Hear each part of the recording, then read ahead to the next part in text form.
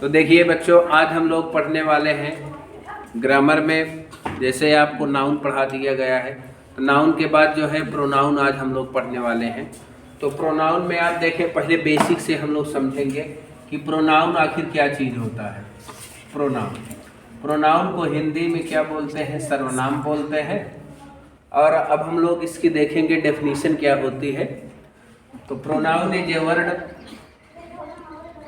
pronoun is a word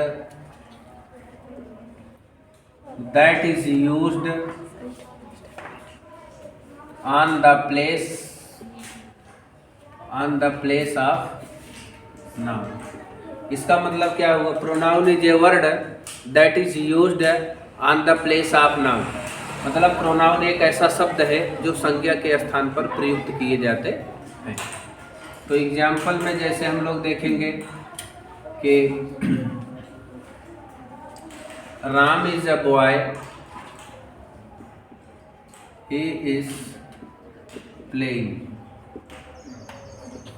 Ram एक लड़का है, ही इज प्लेइंग, वह खेल रहा है। यहाँ पर देखें राम नाउन है और इसकी जगह पर क्या आया है? ही आया है। तो ही क्या है? ये प्रोनाउन हो जाएगा। अब इसी तरीके से दूसरा एग्जाम्पल एक हम लोग देखते हैं। जैसे अगर कह दिया जाए the boys are reading, they are clever, they are naughty ना। द बॉयज आर रीडिंग है, मतलब लड़के खेल रहे हैं, लड़के पढ़ रहे हैं। दे आर नॉटी, दे किसके लिए आया हुआ है? यह है बॉय के लिए ना। तो बॉय यहाँ पर नाउन है और दे क्या है? दे प्रोनाउन है। तो संज्ञा के स्थान पर जो शब्द प्रयोग किए जा रहे हैं उसी को प्रोनाउन कहते हैं। ठीक, यहाँ पर देखिए राम के लिए ही आया है ना। तो इस तरीके से ये प्रोनाउन के उदाहरण हैं। फिर उसके बाद अब हम लोग आगे देखेंगे कि प्रोनाउन के कितने प्रकार होते हैं। काइंड्स ऑफ प्रोनाउन देखते हैं।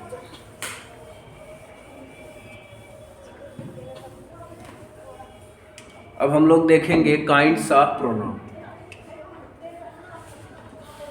काइंड्स ऑफ प्रोनाउन, प्रोनाउन के प्रकार, मतलब सर्वनाम के प्रकार ना।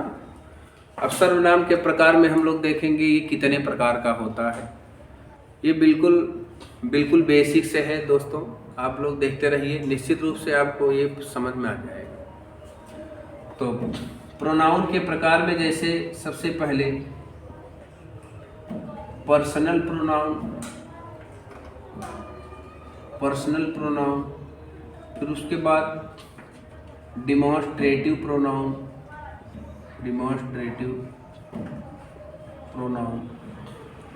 डिमॉन्स्ट्रेटिव के बाद एम्फैटिक प्रोनाउन, रिफ्लेक्सिव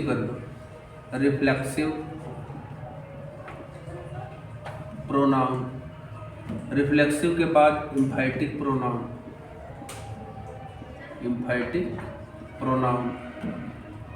अब एम्फैटिक प्रोनाउन के बाद रिलेटिव प्रोनाउन है। तो रिलेटिव प्रोनाउन, फिर उसके बाद डिमॉन्स्ट्रेटिव हो गए। फिर इंट्रागेटिव प्रोनाउन,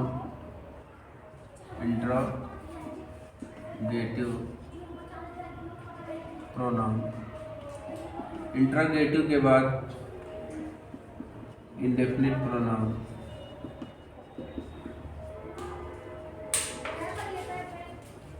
फिर उसके बाद रेसिप्रोकल प्रोनाउन होता है। Reciprocal pronoun. तो देखिए जो प्रोनाउन होता है ये निश्चित नहीं है, इसकी संख्या जो है कहीं कहीं पर कम रहता है, कहीं पर ज़्यादा रहता है, लेकिन जो मुख्य रूप से हैं वो आपके सामने हैं। तो पर्सनल प्रोनाउन, डिमॉन्स्ट्रेटिव प्रोनाउन, फिर उसके बाद reflexive pronoun, एम्फैटिक pronoun, relative pronoun ना, फिर interrogative pronoun, indefinite pronoun and reciprocal pronoun. तो इतने प्रकार के जो मुख्य हैं प्रोनाउन आप लोग नोट कर लें या स्क्रीनशॉट ले लें। तो अब हम लोग एक एक को बारी बारी से समझेंगे। आइए समझते हैं कि पर्सनल प्रोनाउन कौन कौन से होते हैं। हाँ, पर्सनल प्रोनाउन कौन कौन से होते हैं। अब पर्सनल प्रोनाउन में दोस्तों जैसे पर्सनल प्रोनाउन,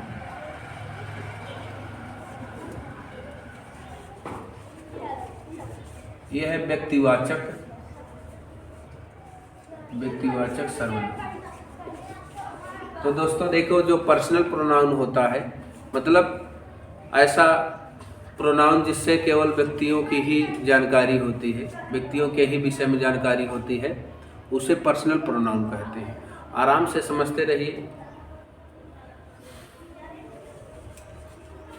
जैसे आप जानते हैं जितने सिंगुलर होते हैं और जितने प्लूरल फॉर्म होते हैं ना, जैसे I, you, they, we, he, she, it. ये देखिए, ये सिंगुलर है और ये क्या है, ये सभी प्लूरल फॉर्म में है, मतलब बहुवचन में है, ये एक वचन में है ना। अब आई के जितने भी फॉर्म होते हैं, जैसे इसका जो केस बनता है, जैसे आई का ऑब्जेक्टिव केस मी हो जाता है, फिर पजेसिव केस माई हो जाता है ना। तो जितने भी फॉर्म, जितने भी तरीके से इसको लिखा जा सकता है, वो सभी जो है पर्सनल प्रोनाउन के अंतर्गत ही आते हैं। जैसे आई का माई, मी, माइन। हाँ, अब यू का योर, योर्स। अब इसी तरीके से दे का देम, देयर एंड देयर्स, ठीक है। फिर वी का वी, आवर, आवर्स, अस। फिर ही का हिम, हिज। सी का क्या हो जाएगा, सी का हर, हर्स, इट्स। तो देख रहे हैं दोस्तों, ये सभी जो है प्रोनाउन है, लेकिन कैसे प्रोनाउन है, पर्सनल प्रोनाउन। अब यहाँ पर जितने भी शब्द लिखे गए हैं सभी प्रोनाउन है ना।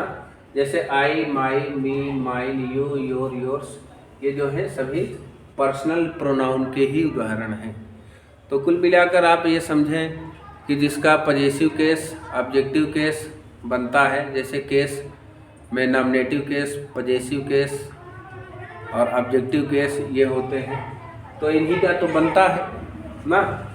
I, you, they, we, he, she, it का इन्हीं का केस बनता है। तो इसलिए इसके जितने भी फॉर्म होते हैं, जितने भी तरीके से इसको हम लोग लिख सकते हैं, वो सभी जो होते हैं पर्सनल प्रोनाउन कहलाते हैं, ठीक है। अब इसके बाद हम लोग देखने वाले हैं कि क्या होता है डिमॉन्स्ट्रेटिव प्रोनाउन। क्या होता है डिमॉन्स्ट्रेटिव प्रोनाउन।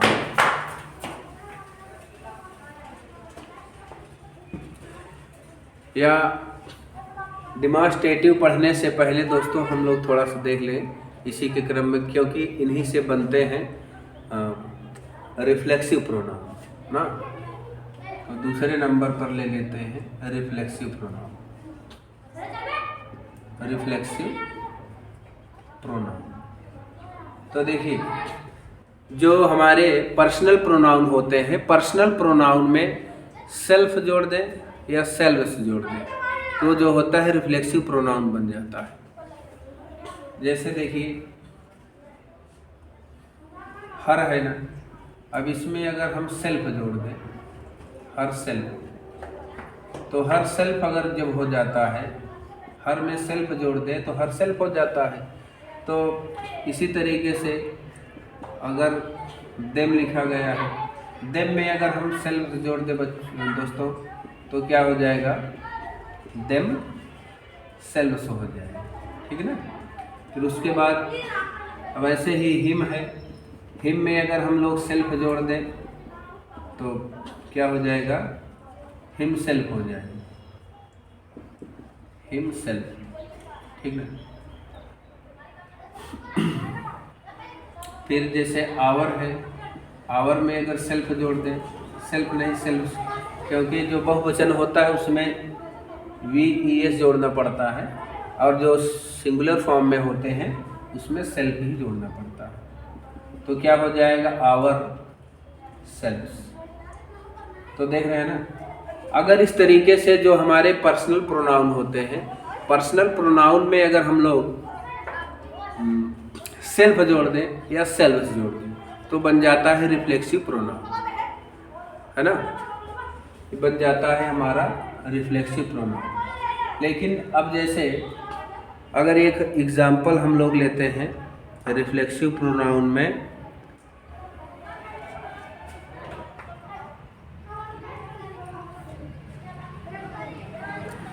जैसे आई रीड माई सेल्फ, यहाँ पर देखिए एक सेंटेंस में हम लोग उदाहरण लिखते हैं, I read my self.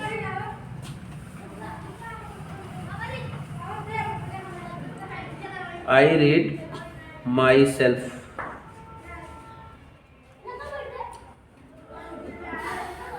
I read my self, मतलब मैं स्वयं पढ़ता हूँ। आई रीड माई सेल्फ, या अगर इस तरीके से लिखें कि I myself read, I myself read. तो दोस्तों देखिए आई रीड माई सेल्फ लिखा गया है ना, तो माई सेल्फ में तो हो जाएगा रिफ्लेक्सिव प्रोनाउन, रिफ्लेक्सिव प्रोनाउन। लेकिन अगर यही self, I read my self, मैं स्वयं पढ़ता, मैं स्वयं पढ़ता, लेकिन अगर कहने के लिए अगर उस पर प्रेशर डाला जाए, जोर दिया जाए, जैसे आई माई सेल्फ रीड, मैं स्वयं पढ़ता, मैं स्वयं पढ़ता,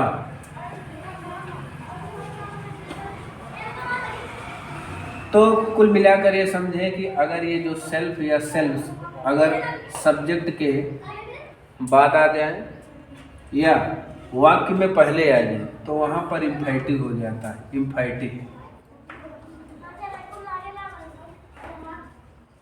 इम्फेटिव प्रोनाउन हो जाता है ना। तो जहाँ पर प्रेशर होता है, जहाँ पर मतलब निश्चितता पाई जाती है, वहाँ पर इम्फेटिक होता है। बाकी अगर ये बाद में लिखे जाते हैं, मेन पहचान है कि बाद में लिखे जाते हैं तो रिफ्लेक्सिव होता है, और इसका क्रम बदल कर थोड़ा सा आगे कर दिया जाए ना, तो इसमें जो है इम्फेटिक माने दृढ़ता, तो अब इसमें दृढ़ता जिसमें आ जाती है वहाँ पर हम लोग इम्फेटिक प्रोनाउन उसको मानते हैं। तो इम्फेटिक और रिफ्लेक्सिव में दोस्तों बहुत कम अंतर है।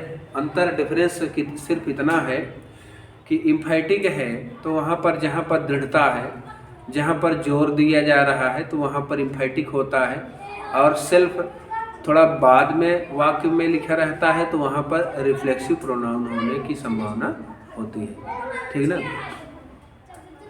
तो आइए अब हम लोग कोई दूसरा उदाहरण एक देखते हैं। जैसे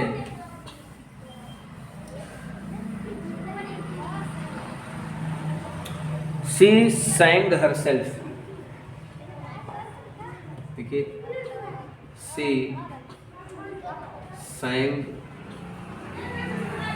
herself, शी sang herself, या अगर इसी को हम लोग इस तरीके से लिख दें, शी herself sang ना।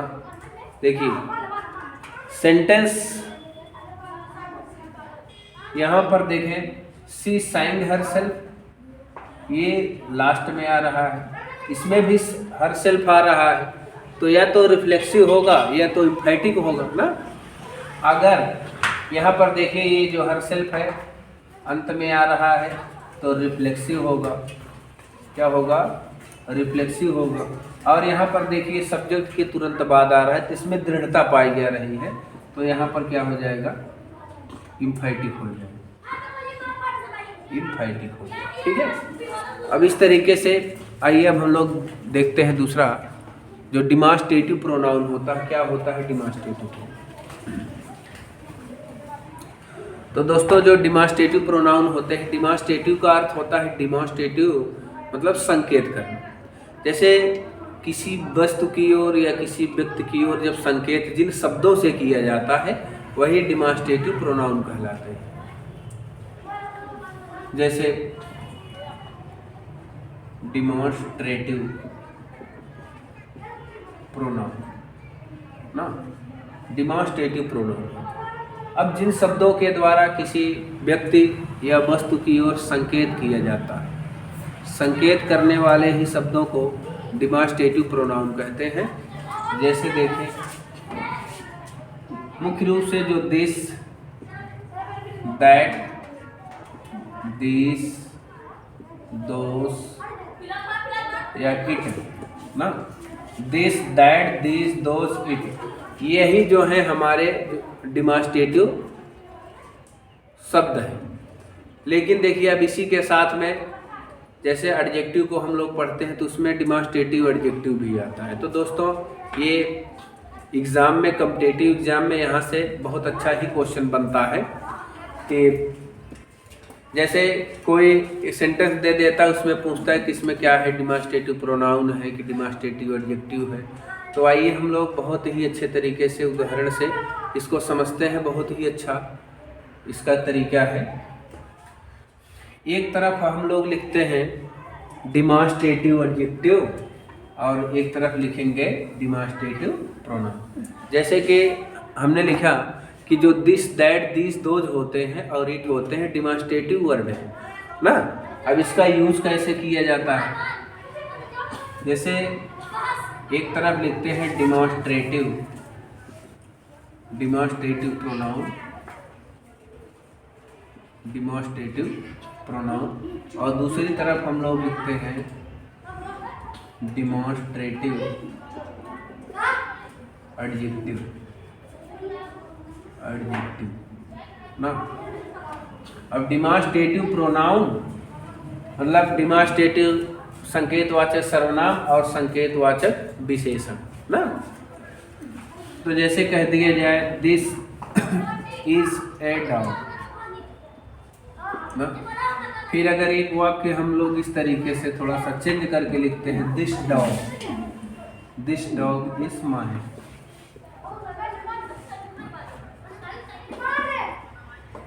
That is a pen,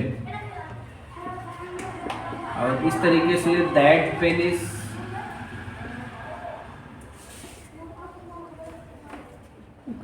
his,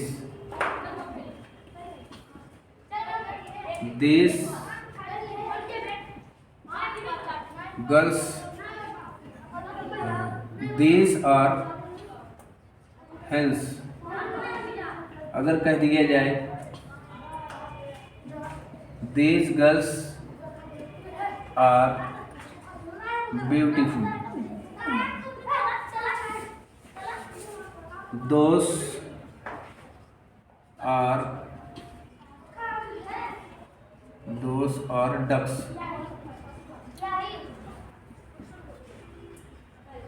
those ducks are walking on the road। देख रहे हैं दोस्तों, यहाँ पर कुछ उदाहरण है। इसी उदाहरण की सहायता से हम लोग समझेंगे कि जैसे हमने आपको बताया जो दिस, दैट, दिस, दोज होते हैं और इट होते हैं, ये कभी डिमॉन्स्ट्रेटिव प्रोनाउन बन जाते हैं और कभी कभी डिमॉन्स्ट्रेटिव एडजेक्टिव कहलाते हैं। तो आइए देखते हैं इस उदाहरण के माध्यम से कि कब डिमॉन्स्ट्रेटिव एडजेक्टिव ये हो कहलाते हैं और कब डिमॉन्स्ट्रेटिव प्रोनाउन कहलाते हैं। तो देखिए जैसे यहाँ पर लिखा गया दिस इज अ डॉग ना, अगर this is a dog, this dog is mine, that is a pen, इन दोनों में क्या अंतर है? आपको कुछ डिफरेंस दिखाई दे रहा है। जैसे दिस इज अ डॉग, इस क्या है? हमारा हेल्पिंग वर्ब है, तो दिस ये डिमॉन्स्ट्रेटिव प्रोनाउन है यहाँ पर। और यहाँ पर देखिए दिस के बाद तुरंत हेल्पिंग वर्ब नहीं, तुरंत नाउन आ गया है। जब दोस्तों अगर डिमॉन्स्ट्रेटिव जो वर्ड है जैसे दिस के बाद अगर नाउन आ जाता है, तुरंत उसके बाद अगर नाउन आ जाता है तो डिमॉन्स्ट्रेटिव एडजेक्टिव कहलाता है। अगर नाउन नहीं आता है, हेल्पिंग वर्ब आ जाता है, तो दोस्तों उसी को कहते हैं डिमॉन्स्ट्रेटिव प्रोनाउन। अब जैसे दैट इज ए पेन, वह एक कलम है, ये यहाँ पर संकेत किया जा रहा है कलम की ओर कि वह एक कलम है। तो दैट यहाँ पर क्या है, डिमॉन्स्ट्रेटिव प्रोनाउन है। लेकिन यहाँ पर देखें दैट के बाद तुरंत नाउन आ रहा है, तो दैट के बाद तुरंत नाउन आ रहा है, तो यहाँ पर दैट जो है डिमॉन्स्ट्रेटिव एडजेक्टिव हो जाएगा। अब इसी तरीके से दैट दीज आर हेन्स, मतलब ये मुर्गियाँ हैं, संकेत किया जा रहा है कि ये मुर्गियाँ हैं। लेकिन यहाँ पर देखें इस दीज के बाद आर आ रहा है ना, हेल्पिंग वर्ब है, तो हेल्पिंग वर्ब अगर इसके बाद होता है तो डिमॉन्स्ट्रेटिव प्रोनाउन होगा। अब दीज गर्ल्स आर ब्यूटीफुल, ये लड़कियां सुंदर हैं, तो ये लड़कियां सुंदर हैं, तो यहाँ पर देखिए दीज के बाद नाउन आ गया है। गर्ल का है, कॉमन नाउन है। पेन का है, कॉमन नाउन है। डॉग क्या है, कॉमन नाउन है ना। फिर दोज आर डक्स, ये बतख है, तो यहाँ पर देखें दोज के बाद हेल्पिंग वर्ब आ रहा है, इसलिए ये दोज क्या है यहाँ पर डिमॉन्स्ट्रेटिव प्रोनाउन है। और इसके बाद देखें those ducks are walking on the road, तो दोज डक्स, तो दोज के बाद देखिए यहाँ पर नाउन आ रहा है ना, जो कि कॉमन नाउन है, इसलिए दोस्तों यहाँ पर ये दोज क्या है, demonstrative adjective. This that these those, इसके बाद नाउन आ रहा है, तुरंत बाद नाउन आ रहा है, इसलिए ये this that these those demonstrative adjective कहलाएंगे। और यहाँ पर दिस दैट दीज दोज के बाद नाउन नहीं, हेल्पिंग वर्ब आ रहा है, इसलिए ये सब क्या कहलाएंगे, डिमॉन्स्ट्रेटिव प्रोनाउन कहलाएंगे। तो दोस्तों आपको वीडियो कैसा लगा, तो जैसा भी आपको लगा हो आप कमेंट बॉक्स में जो कुछ भी छूटा हुआ हो तो हमें बता दीजिएगा, तो हम आगे जो छूटा है पढ़ा देंगे। तो मेरे चैनल को आप लोग सब्सक्राइब करें और मेरे साथ बने रहें। निश्चित रूप से आपको जो मैं इंग्लिश पढ़ा रहा हूँ वो ज़्यादा से ज़्यादा मेरी कोशिश है कि हम आपको बहुत अच्छे तरीके से बेसिक चीज़ों को पहले मैं पढ़ाऊँगा, उसके बाद इससे जो एग्ज़ाम में जो जितने भी कॉम्पिटिटिव एग्ज़ाम में ये पार्ट ऑफ स्पीच आता है उसका मैं अभ्यास कराता बीच बीच में कराता रहूँगा। फिर उसके बाद एक्सरसाइज भी बहुत अच्छे तरीके से आपकी कराई जाएगी ना। तो इस तरीके से ये डिमॉन्स्ट्रेटिव जो है ख़त्म हुआ। अब इसके बाद जो इसके पार्ट बचे हुए हैं इसको नेक्स्ट वीडियो में हम आपको प्रोवाइड कराएंगे। जय हिंद, जय भारत।